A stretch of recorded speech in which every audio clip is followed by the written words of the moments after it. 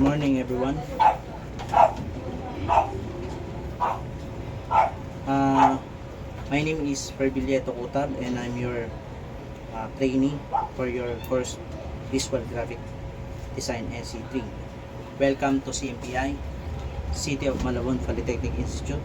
Before we start, kindly check your attendance.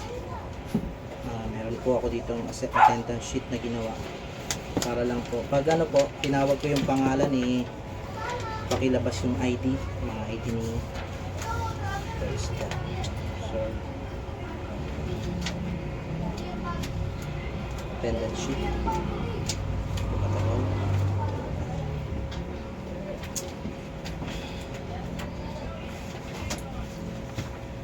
Okay, Miss Andrea Picruz. Okay, attendance po. Okay, open. Okay, next is Mr. Marvin Leonardo. Attendance is. Okay, thank you. Then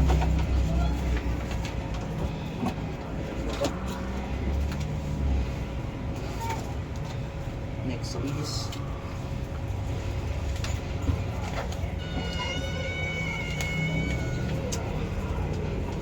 welcome again to CMPI, and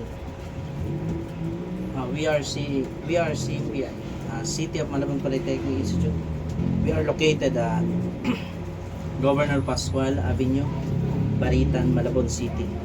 Our vision is a leading institution which is dynamic and progressive in the development of highly skilled, globally competitive and manpower to improve quality of life.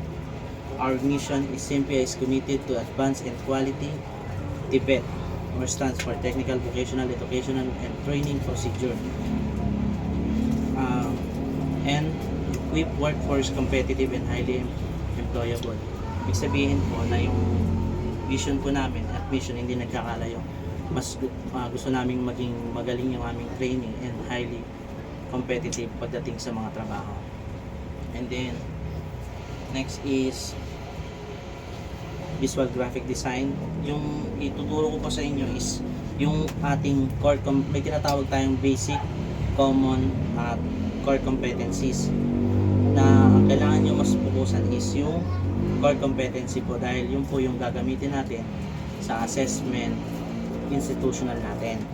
Okay, day 1 agenda natin is CBT orientation, CBT process flow, principle of CBT, trainers and trainee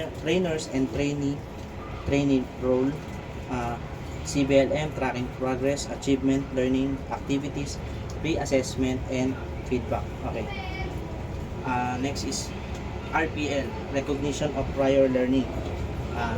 What it stands for? Recognition of prior learning, it's a procedure or it's a process that evaluates a person's skills and knowledge to determine if they meet the requirements for a course of qualification, which is means na kung kayo po ay meron ng trabaho na bilang isang artist, yun po yung mga tinatawag na recognition of prior learning, na pwede na po kayong magpa-assess. Basta ang pagkakalam ko po ay meron ng experience sa trabaho, yun, pwede kayo magpa-assess nun.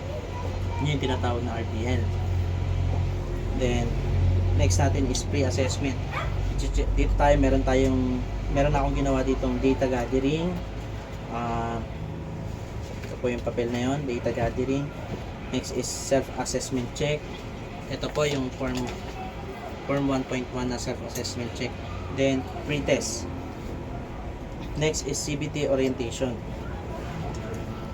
Yung CBT orientation natin, next doon is competency.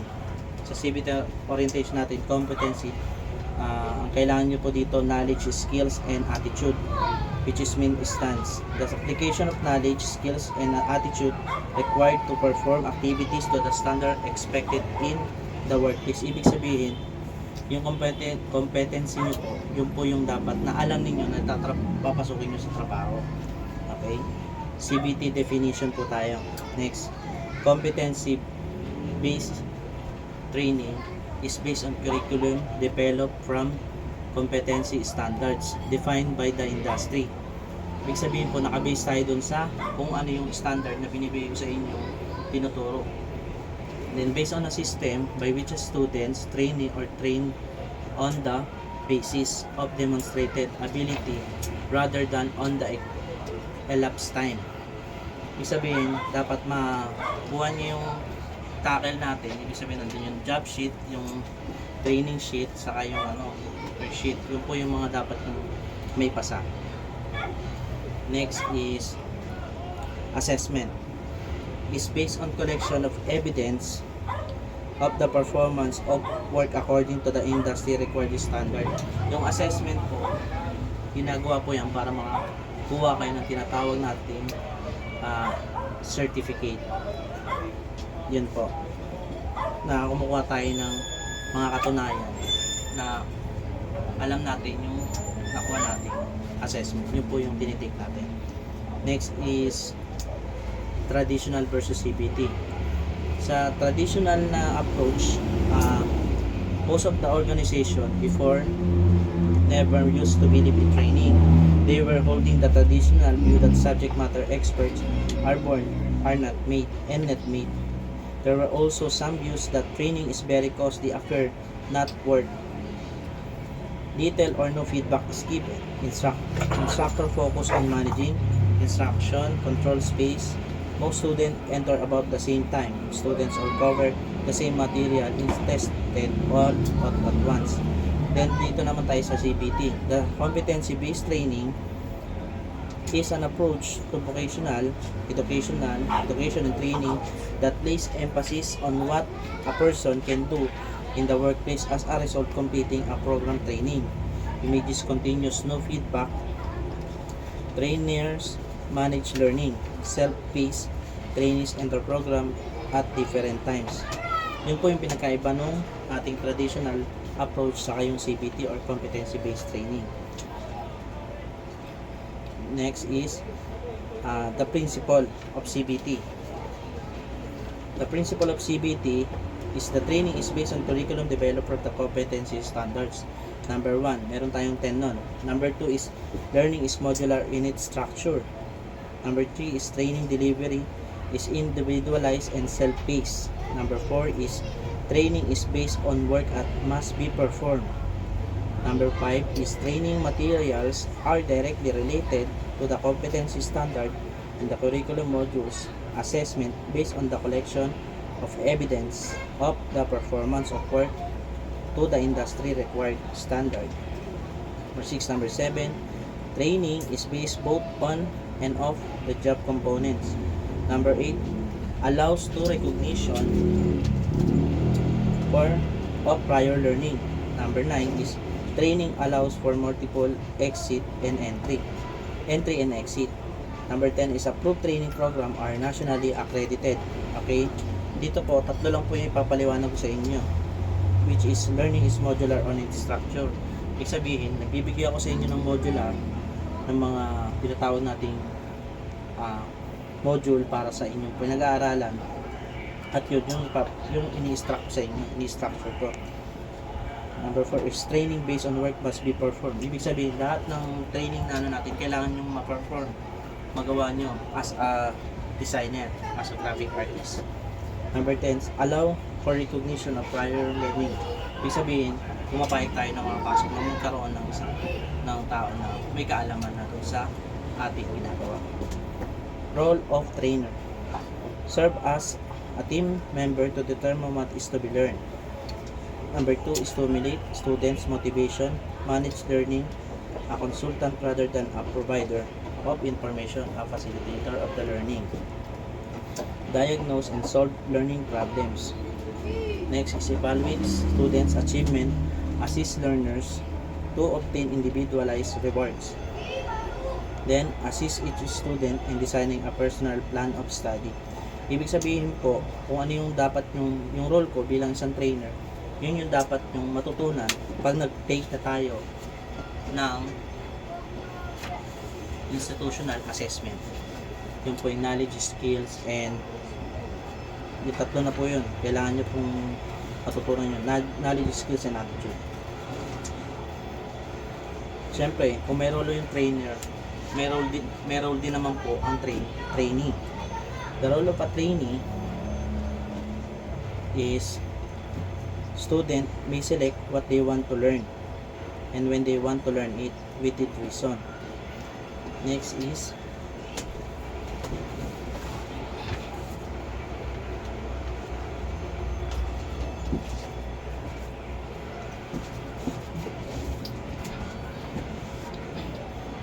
students learn to their own rate with program guidance. They may speed up, slow down, or stop, or even repeat a task. Student may request to receive credit for what they already know. This is done either through pre-testing, proof of view, or a task completed at another training site. The student may choose how they want to learn, individually, one-to-one basis, in a small groups, in a large group, or with audio-visual. Ibig sabihin po, yung role nyo bilang trainer is pag binigyan ko kayo ng module, kailangan makabisado nyo po at malaman nyo kung ano ba yung mga dapat nyo pang malaman as a graphic artist or designer. Kailangan nyo po yung matutunan talaga. Then, CBLM, Competency-Based Learning Materials. This will be the source of information for you to acquire knowledge and skill to this particular trade independently at your own pace with minimum supervision or help of your instructor. Ayan.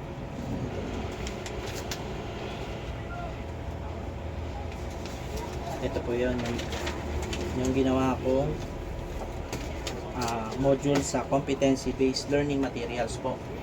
Dito po, ito po yung ibibigay ko sa inyo module doon sa gagawin natin core competence. Then, meron tayong, syempre may sinusunod tayong CBT process flowchart, which is means yung CBT flowchart na yun yung susundin natin kung paano pagpasok natin at paglabas natin, kung ano ba yung mga nalaman natin. Okay? Sa trainee, enter programs, administer RPL orientation, role of trainee and trainee. Next, susunod dun yung select competency and receive instruction. Next is administer learning contract, organize learning strategy, provide materials, introduce CBLA materials, introduce the use of achievement progress report. Doon na papasok yung sunod-sunod na review, learning. Doon kasi sa process flowchart natin, review learning package, yung multimedia materials, use manuals, observe demonstration, practice and skills in workshop, receives and assistance. Then ipapasa niya dito sa trainer, observe performance, trainer, practice. Doon iikot yung sa apat. Practice task, trainer rates on performance, trainer rates performance. Then kung halimbawa nag-yes si trainee natin is nag-yes siya, may tanong doon na satisfactory perform competency, nag-yes siya, have completed all the competencies, nag-yes din siya dun sa have enough competency been achieved. Diretso siya dun sa susunod na procedure. Pwede siyang, pag natapos niya na yun, natapos niya yung mga achievement task or progress chart natin, saka yung mga self-check assessment natin, yung mga binigay kong mga examination sa inyo, pwede na siyang mag-undergo ng national assessment at mag-exit dun sa program. Siyempre, kung mag-no siya, babalik siya dun sa anim na review learning package, multimedia, hanggang sa matutunan niya. Hindi tayo pwedeng mag-undergo ng isang assessment kung hindi niya matututunan yung mga bagay na dapat nang malaman. Okay. Doon sa CBLM portfolio natin, nandito po yung information sheet. Nandito rin po yung self-check, knowledge check, task sheet na ibinigay ko sa inyo, tapos skill check yon. Dun sa job sheet naman po, skill check din yon. Then operational sheet, kung paano ginagawa. Okay, dun tayo sa tracking progress. Sa tracking progress, meron akong hinandang training activities. Sa training activities, yun yung yun yung learning outcomes doon sa mga basic, common, saka sa core. Nandun lahat ng pag-aaralan natin. Yung sa training activity matrix, kung anong araw, anong oras, yun po yung susundin natin para hindi tayo maguluhan doon sa, hindi pwedeng tumalon agad tayo doon sa core competency hanggang di natin natutunan yung basic. Pero mas maganda, mas malaman na natin na. Okay? Next po is gumawa ako ng progress chart. Dito po, bibase ko dito yung mga learning outcomes. Dito ko mag-check kung halimbawa ilalagyan ko ng C or halimbawa, check ko siya dun sa training session, kung nagawa niya ba. Yun yung mga check ko kung naituro ko na ba. Kung nagpa-practice ba yung kalaman ninyo. Then po, next is achievement chart. Sa achievement chart na ginawa ko, dito naman po, yung facilitating learning session. Dun din nakabase yung mga task na gagawin nyo. Yung sa achievement chart. Task naman yung maka-focus dito. Dito ko malalaman kung na sasagutan nyo ba ng maayos o alam nyo ba ng maayos yung mga dapat nyong malaman as a graphic artist. Next po, yung the 9 CBT area. The 9 CBT area, yun po yung competency-based training layout. Kung makikita nyo po dito dyan sabi, nagbigay po ako sa inyo ng picture. Makikita nyo po nandyan po yung practical work area, learning resource area, institutional assessment area, contextual learning laboratory, quality control area, trainer, resource area center, distance learning, computer laboratory, at yung support service area. Yan po mga area na yan po yung mga magagamit natin habang nandito tayo sa school bago tayo mag-take ng ating institutional assessment. Okay? Next po, meron tayong tinatawag na institutional assessment. Nandito yung demonstration with oral questioning, interview, and written test po. Next is data gathering, summary. Gumawa ako ng pie chart. Dito po, malalaman natin kung ano ba yung, kung gaano kalaki yung o kalawak yung dapat yung mas matutunan. Sa trainer po, ang ginawa ko sa trainer is 50%. Kita nyo po dyan sa papel na 50%. Yung ibig sabihin, kalahati po ng malalaman ninyo bago kayo pumunta dun sa industry. Kung tutusin, 100% po yan. 50% sa trainer, sa kayo po as a trainee candidate, 35%. Sa industry po, 15% na lang po. Kaunti na lang po yung makukuha ninyo doon. Pero, yun po ang dapat nyo malaman. 50% po sa trainer. Next is CBT area grouping recommendation based on candidate's profile. Ibig sabihin po, dito natin chine-check kung ano na yung mga dapat nyong na-recommend sa inyo based dun sa profile ninyo. Halimbawa dito sa design na logo, design for print media, design for user experience, design for user interface, design both booth and product. Then, magkakaroon tayo ng pre-test result. Sa pre-test result po, doon ko titingnan kung mas naiintindihan nyo po yung mga topic na pinag-aralan ninyo. Okay. Then, yun po yung chart na matututunan ninyo pagdating po sa ating